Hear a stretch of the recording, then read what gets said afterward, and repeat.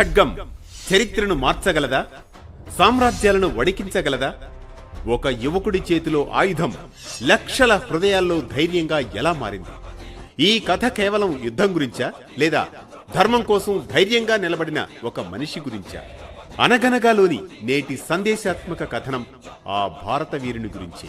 అదే కత్తి కాదు కర్తవ్య ఘోష, భవానీ ఖడ్గ ఆశీర్వాదం, శివాజీ స్వరాజ్య ప్రమాణం. ఛత్రపతి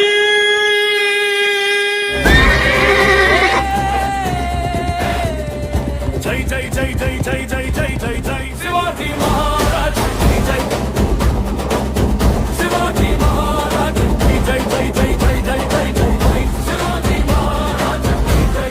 అనగనగా అనేంత పురాతనమైంది కాదు ఈ కథనం. ఈ కలియుగంలోనే జరిగిన వీరుని కథనం.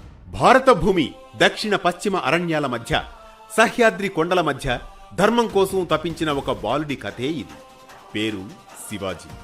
భారతదేశ చరిత్రలో సువర్ణాక్షరాలతో లిఖించబడిన మహావీరుల్లో ఛత్రపతి శివాజీ మహారాజుది ఓ విశిష్ట స్థానం. ఆయన పేరు వినగానే సమాజం గర్వంతో ఉప్పొంగిపోతుంది. చిన్న వయస్సులోనే మొఘలుల దాడుల వల్ల సనాతన ధర్మం ప్రమాదంలో ఉందని గ్రహించిన శివాజీ అందరూ చేతులెత్తేసిన వేళ మండే నిప్పు కణికలా ఎదిరించాడు. అపూర్వ ధైర్యం, వ్యూహ చాతుర్యంతో మొఘల్ పాలకులను ఎదుర్కొని అనేక యుద్ధాల్లో విజయం సాధించాడు.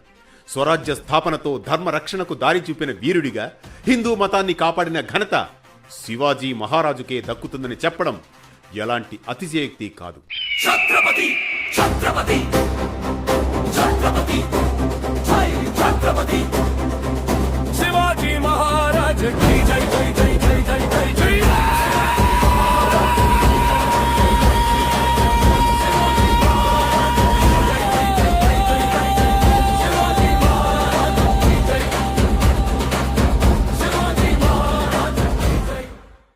సామాన్య శక సంవత్సరం 1630 ఫిబ్రవరి 19న మహారాష్ట్ర పూణే జిల్లాలోని శివనేరి కోటలో జిజియాబాయి షాహాజీ దంపతులకు శివాజీ జన్మించాడు. పూర్వంలో పుట్టిన పిల్లలు మరణించడంతో జిజియాబాయి శివపార్వతులను ఆరాధించగా శివాజీ క్షేమంగా పుట్టాడు. అందుకే శివాజీ అనే పేరు పెట్టారు. తల్లి వద్ద ధర్మం, పరమత సహనం, మహిళల పట్ల గౌరవం నేర్చుకున్నాడు. తండ్రి వద్ద యుద్ధ విద్యలు, రాజనీతి గ్రహిస్తాడు.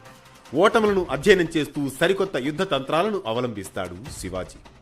చిన్ననాటి నుంచే సమాజం పట్ల, రాజ్యం పట్ల ఎంతో చైతన్యవంతంగా ఉండేవాడు శివాజీ. ఈ నేల నా తల్లి, ఈ మట్టి నా ధర్మం, దీనిపై పరాయి పాలన ఎందుకు? ఆ ప్రశ్నే అతని ఆయుధమైంది. ఆ ఆలోచనే అతని ఖడ్గమైంది. కానీ కాలానికి తెలుసు, ఆ ప్రశ్నకు సమాధానం ఇవ్వాలంటే ఒక దైవశక్తి కావాలి అని. అదే రోజు భవానీదేవి సన్నిధిలో యువ శివాజీ తపస్సులో నిమగ్నమయ్యాడు. అమ్మా, నాకు రాజ్యం కావాలని లేదు, న్యాయం కావాలి. అధికారం కావాలని లేదు, అధర్మం అంతం కావాలి. అప్పుడే అరణ్యం కంపించింది, దీపాలు వెలిగాయి, భవానీ ప్రత్యక్షమైంది. శివ, ఈ కత్తి ఆయుధం కాదు, ఇది ధర్మ బాధ్యత. ఇది నీ చేతిలో ఉంటే అన్యాయం వణుకుతుంది అంటూ మెరిసే ఖడ్గాన్ని అందిస్తుంది భవానీ. అదే భవానీ ఖడ్గం. ఈ ఖడ్గం నీ శక్తికి మూలం కాదు, నీ శీలమే దీనికి శక్తి అవుతుంది అని దీవిస్తుంది భవానీ. ఆ రోజు నుంచే శివాజీ చేతిలో కత్తి కాదు, స్వరాజ్య సంకల్పం మెరిసింది. మొఘల్ కోటలపై భయపు నీడ పడింది.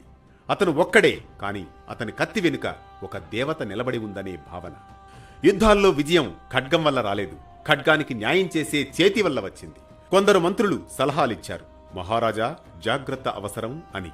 ఆ సమయంలో శివాజీ సమాధానం ఇదే: మంత్రులారా వినండి, జాగ్రత్త నా మెదడులో ఉంది. భవానీ ఆశీస్సులు నా చేతిలో ఉన్నాయి. కోటలు కూలాయి, ప్రజల గుండెలు లేచాయి. హైందవ స్వరాజ్యం ఒక రాజ్యంగా కాదు, ఒక భావంగా పుట్టింది. అది చరిత్ర కావచ్చు, విశ్వాసం కావచ్చు, కానీ ఒక్కటి మాత్రం నిజం: ఆ ఖడ్గం ధర్మానికి సేవ చేసింది. ఇది కత్తి కాదు కర్తవ్య ఘోష, భవానీ ఖడ్గ ఆశీర్వాదం, శివాజీ స్వరాజ్య ప్రమాణం. ఈ కథనం మనకిచ్చే సామాజిక సందేశం ఒక్కటే: శివాజీ చేతిలోని ఖడ్గం మన చేతిలో ఆయుధంగా ఉండనవసరం లేదు, కానీ అతని ధైర్యం మన నిర్ణయాల్లో ఉండాలి. అతని న్యాయం మన వ్యవహారాల్లో కనిపించాలి. శివాజీ ఖడ్గం నేర్పిన పాఠం ఒక్కటే: శక్తి అంటే హింస కాదని, ధర్మం కోసం నిలబడే ధైర్యమని. ఇలా ప్రతినిత్యం ఓ పురాణ కథనం సూటిగా స్ఫూర్తిమంతంగా సామాజిక సందేశంగా ధర్మం చెప్పే కథల సవడి జ్ఞానం చెలరేగే కథన వరవడి అనగనగా అంటూ మళ్లీ రేపు పలకరిస్తుంది ఆరుబయట వెన్నెల్లో జోకొట్టే కథల్లా వేటు న్యూస్. శివాజీ